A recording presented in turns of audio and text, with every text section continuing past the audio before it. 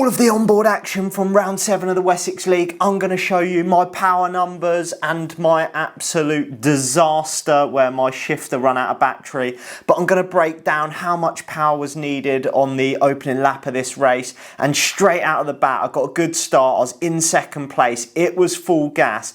And this first 23 seconds was 684 watts.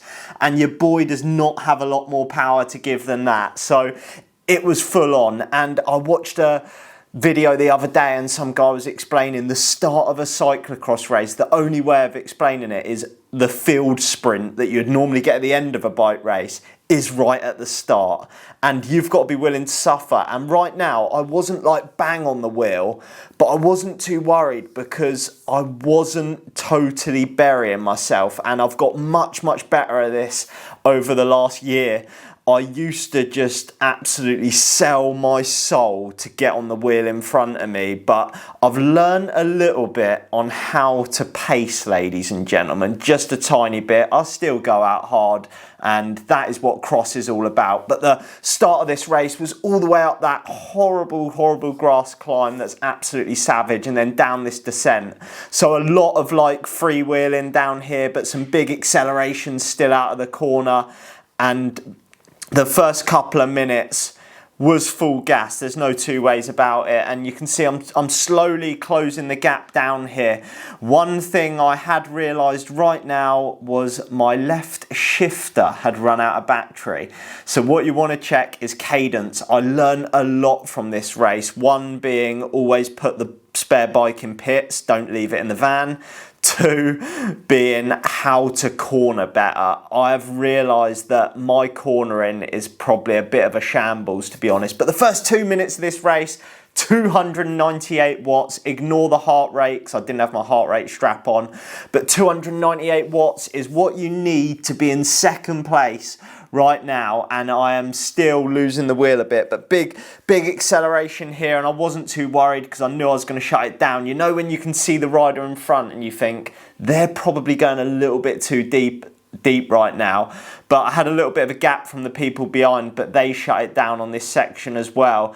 This is where I started to real struggle on some of these corners because, like I said, my left shifter had run out of battery and I couldn't put it in an easier gear. Thankfully, I was in an all right gear for this, but what you'll see in a minute is if you check my cadence, there was points where I was doing like 50 RPM, and there was points also where I was doing like 110 RPM to try and hold the wheel. But we're in business now. Probably my best start of this season. You probably saw it if you watched my last video, but I had to put out a commentary video because I was chuffed to bits with the start of this race and I was feeling good, and it has motivated me to really get the hammer down and start putting some solid training in, because I really do feel like if I can get some good solid training in towards the end of the season, your boy might be able to get at least on the podium. But along here, you can see cadence was like over 100 RPM. 115. I was spinning like an absolute madman at points to try and hold the wheel, because what you'll notice is like I do have a higher cadence. Naturally, I have a higher cadence, but when you are stuck in one gear, it's a bloody nightmare, I'm not going to lie.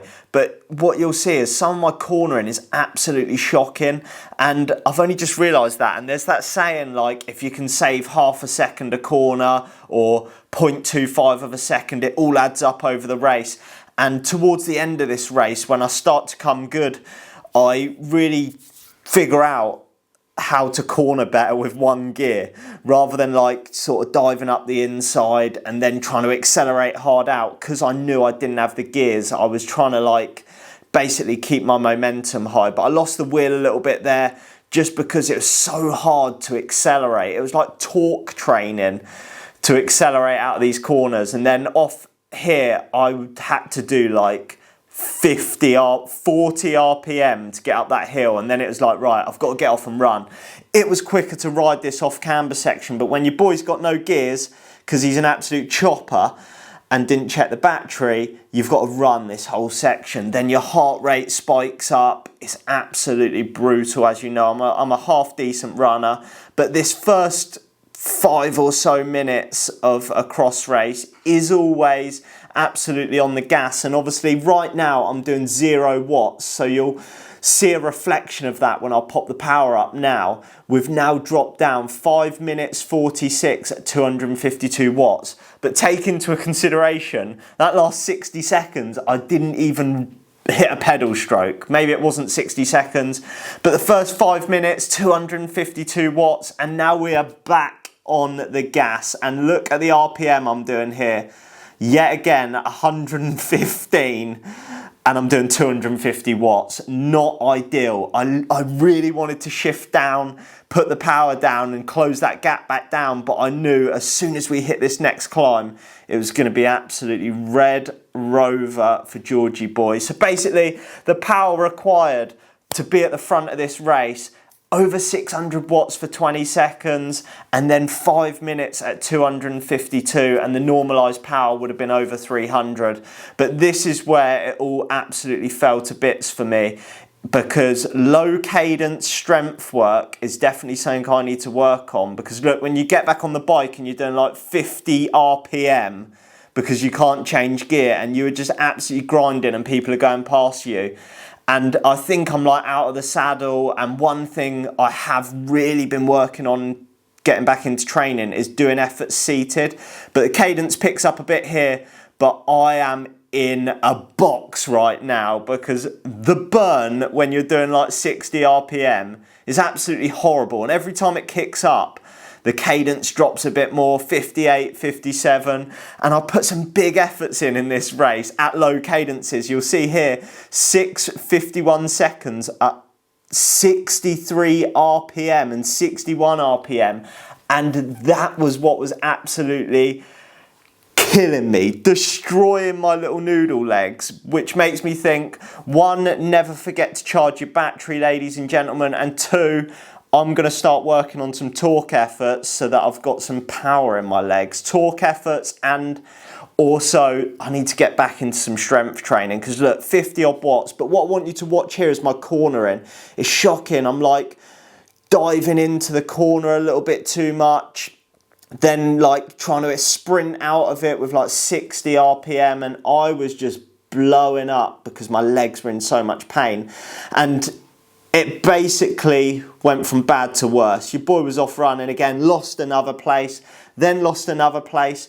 But one thing I didn't do, purely because when the wife's given you permission to go and do a bike race, you do not quit early because you will not hear the end of it. So I grizzed this out, and towards the end of the race, we're like 33 minutes in, I've dropped down. I started to just hold more speed into these corners. You know what they say, smooth is fast, and I started to just flow around the corners better and get used to using the single speed. Fear not, I will not be racing with a single speed ever again. But as you can see, I started coming back. I don't know where it came from. I got used to riding the gear. You can see the riders up ahead. They're not a million miles away. I think those guys on the left, that was like 3rd and 4th through to 6th. So your boy is coming back. Yet again though, this is where the problem lied.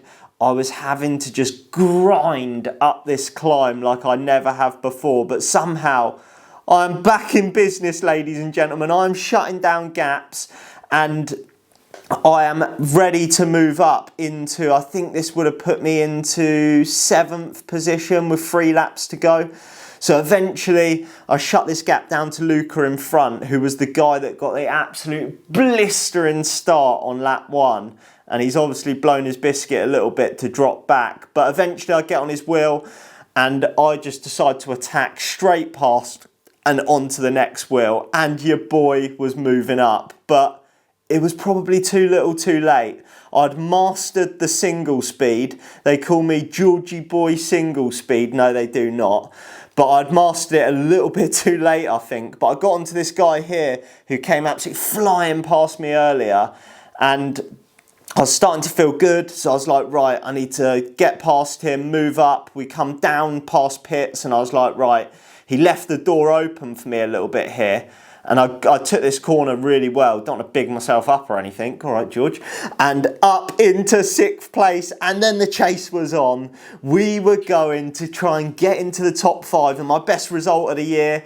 And unfortunately, you'll see the guys there. This was the last lap. I just didn't quite have the minerals to shut it down. And I knew I needed to be in front of them before this off-camber run section. Because as soon as we hit the final climb, I was going to be toast doing my low cadence efforts. But lessons learned, smooth is fast, ladies and gentlemen, and also never ever give up. I hope you enjoyed the video.